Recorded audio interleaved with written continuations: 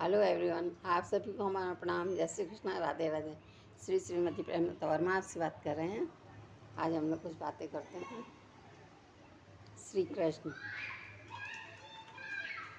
जैसे कि वह स्व को सिधार गए, यानी वो उन्होंने क्या किया, लीला का संवर्णन कर लिया। संवर्णन करना यानी वो सिधार गए। तो इस तरह से जब युधिष्ठिर थे, युधिष्ठिर भी बहुत जाने माने प्रतापी राजा थे और वह सबसे, मनुष्य से, जानवर से, सबसे प्यार करते थे।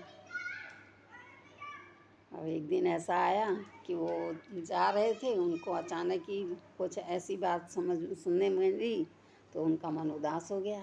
उन्होंने कहा वो तो मेरे बहुत पक्के मित्र थे, बहुत साथी, मुझे समय समय पर हर समय अच्छी सलाह देते थे, ऐसा कैसे हो गया।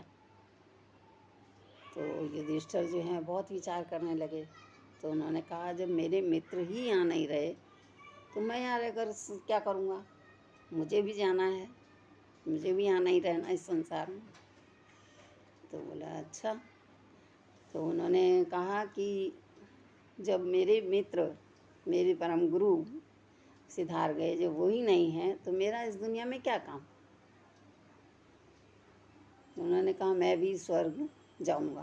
उन्होंने ये पक्का कर लिया और वह अपने घर से निकल दिए। जैसे वो निकले तो उनके साथ में उनके चारों भाई, उनकी पत्नी सब साथ हो लिए। और जब वो चलने लगे तो उनके साथ में एक कुत्ता रहता था, वो हमेशा युधिष्ठिर का ध्यान रखता था। जब वो कुछ भी काम करें तो हमेशा उनके आगे पीछे साथ रहता था हमेशा। तो उन्होंने उससे कहा कि तुम यहीं रहो, वहाँ इतने रास्ता जो है पता नहीं कैसा है, उबड़ खाबड़ है, हाँ, और पहाड़ियाँ हैं, बहुत अलग अलग रास्तों से जाना पड़ेगा, आपको बहुत तकलीफ़ होगी, तुम यहीं रहो, हम लोग जाते हैं।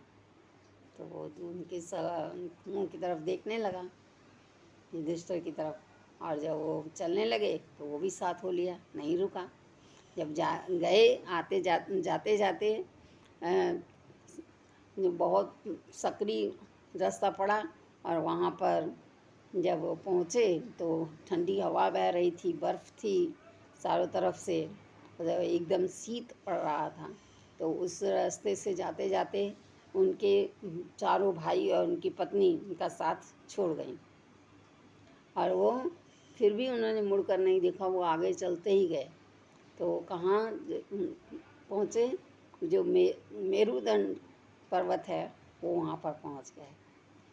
मेरुदंड पर्वत पर पहुँचने के बाद उन्होंने वहाँ देखा, वो कुत्ता भी उनके साथ वहाँ पहुँचा।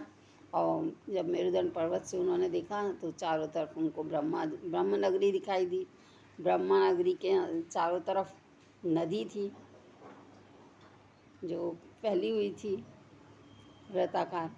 अब उस समय वहाँ पर उनको दोनों को उस तीर्थ स्थान पर घंटी की ध्वनि सुनाई दी।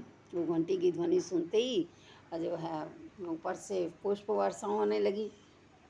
जब पुष्प वर्षा हुई तो इंद्र अपना रथ लेकर आए और उन्होंने कहा कि ये रथ आपके लिए है, आप चलिए बैठिए इसमें, मैं आपको स्वर्ग ले चलता हूँ। तो युधिष्ठिर ने कहा अपने कुत्ते से, चलो आप चढ़ो ऊपर। तो इंद्र ने कहा नहीं, ये उनके लिए, इसके लिए नहीं है, केवल आपके लिए है, आप इसको छोड़ दो और आप चलो। तो उसने कहा नहीं, ऐसा तो नहीं हो सकता, मैं नहीं जाऊंगा, आप भले इसको ले जाओ। तो उन्होंने थोड़ी देर विचार किया। फिर इंद्र ने कहा कि ऐसा हो सकता है कि आप आप नरक में जाएं और तुम इनको स्वर्ग में ले जाया जा सकता है। बोला ठीक है, कोई बात नहीं, आप इनको स्वर्ग ले जाइए, मैं नरक में जाने के लिए तैयार हूँ। ये सुनकर इंद्र एकदम चकित रह गए और जो कुत्ता था वो उनकी तरफ देखने लगा और तुरंत जो है उनके से वहाँ परिवर्तन हो गया। तो धर्म सामने आ गए। जब धर्म सामने आए तो इस तरह से जो है, यानी जो उनके साथ साथ चल रहा था वो उनका धर्म था। इसलिए कहा जाता है कि हमेशा और उस धर्म ने क्या किया वहाँ जाने के बाद, उनको यानी उसकी सही, क्योंकि वो हमें सच्चाई पर चल रहे थे, उसकी उन्होंने तारीफ़ की कि उसने बहुत अच्छा किया है आपने। तो इसी तरह से धर्म जो है खुश हो गए। तो धर्म हमेशा सबके साथ है।